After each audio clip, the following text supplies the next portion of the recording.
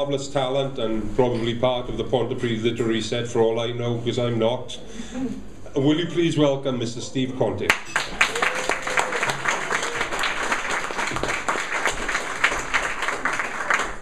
Got to follow that now. Gosh, still laughing. Right. Here we go. Microphone troubles are the very tall, ladies and gentlemen. There we go.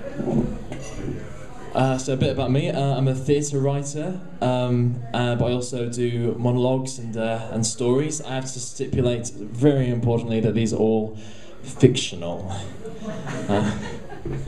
There'll be no doubt about this one, but the ones I do later on, I don't want you guys to worry about me, that's all. It's you I care about. Okay.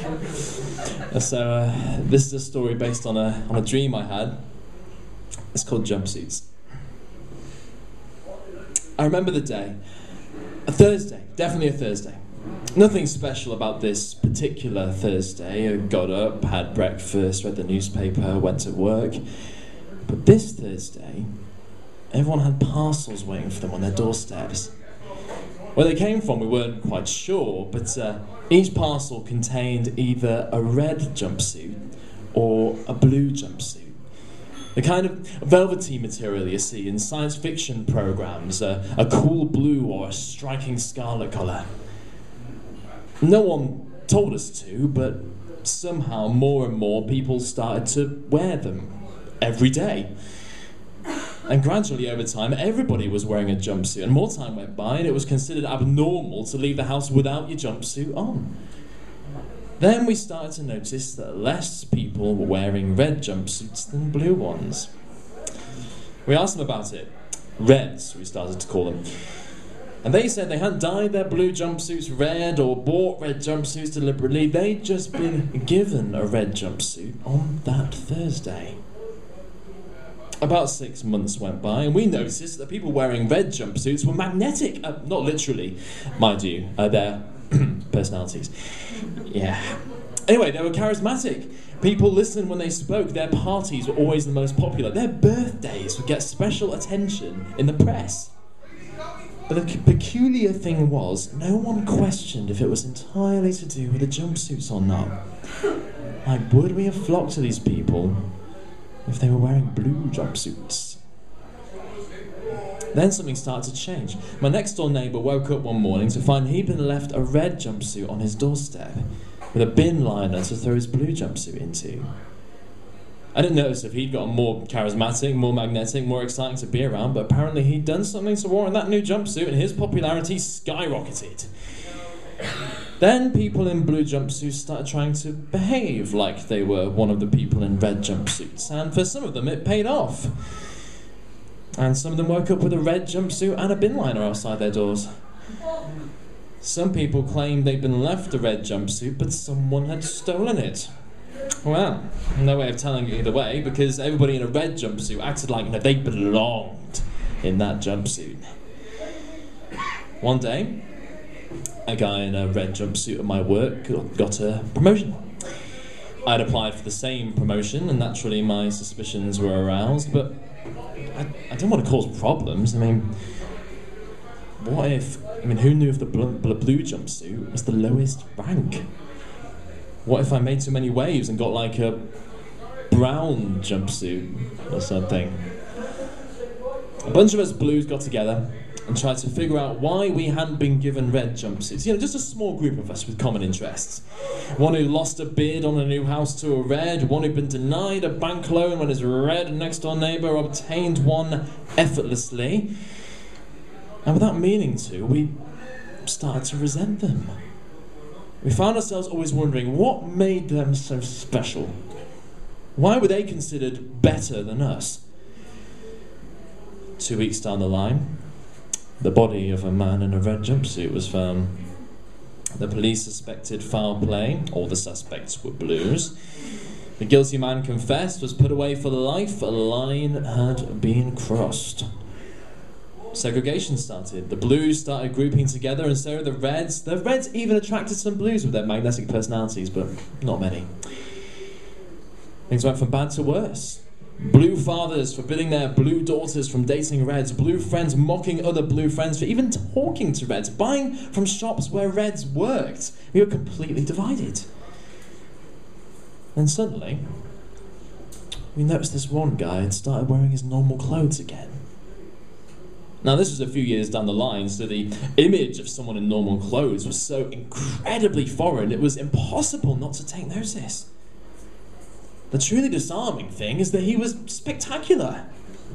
He was funny, he was clever, he was a good neighbour, a diligent worker, a persuasive speaker. Shortly after, his whole family were wearing normal clothes. Then his neighbours. Then his whole street. And some of these people, we recognise them. They've been blues before, but they have the same charisma, the same magnetism as the Reds.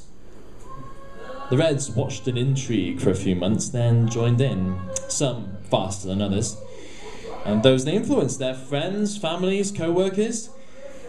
And in the space of 2 years, we were all wearing normal clothes again. But this time it was different. This time, we were all spectacular. Thank you.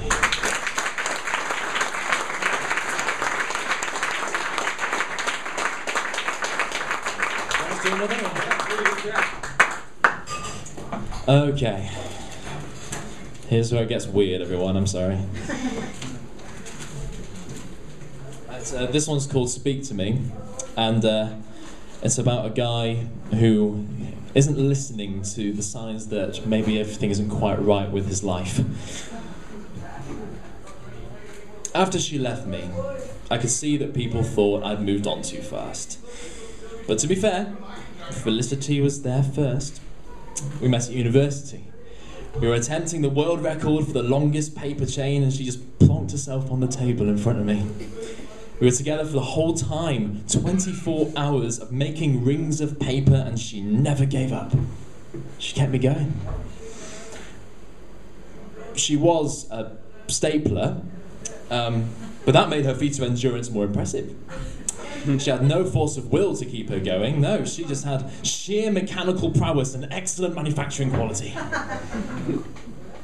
Two things my former lover was distinctly lacking. I'd take her out to dinner and I'd see people I know giving us strange glances. I took her on romantic walks in the park. I took her home to meet my parents, and the raised eyebrows said one thing to me: you've moved on too fast. But they were wrong. But it took its toll on us. I know it's strange. She hasn't been gone long, I know, but I want us to be together, I'd say. But Felicity wouldn't say anything. I'd lean in for a kiss and she'd snap shut, and then I'd sit down too fast next to her on the sofa and she'd nip me, leave a scar, give me a love bite, talk about mixed signals. I needed to know where we stood. In the bed we shared, she was cold, indifferent. I started to wonder if she was really listening to me. One night over dinner, things came to a head. Felicity, this was never going to be easy. We have to move past this. It's been months. We need to get on with us. She wouldn't listen. I know people stare at us, but that just makes me more determined to make it work. She would not listen. Speak to me, Felicity. Tell me you love me. Tell me. I lashed out. Before I even knew what I was doing, I lashed out. Her broken body slid down the wall. I'd gone too far. Panic. The neighbours must have heard me shouting. They'd see me out without Felicity, and they'd put two and two together. A trip. I'd say she went on a trip, and then I'd forge a letter saying she wasn't coming back. Just like I did with all the others. I waited for night to fall, and I buried Felicity in the garden, next to Moira, the kettle, Jemima, the toaster, Nigel, the waffle iron, that was my gay phase, and Teresa, the blender. I wonder how long I can keep this up. I should really call my wife. Maybe it's not too late. Thank you very much.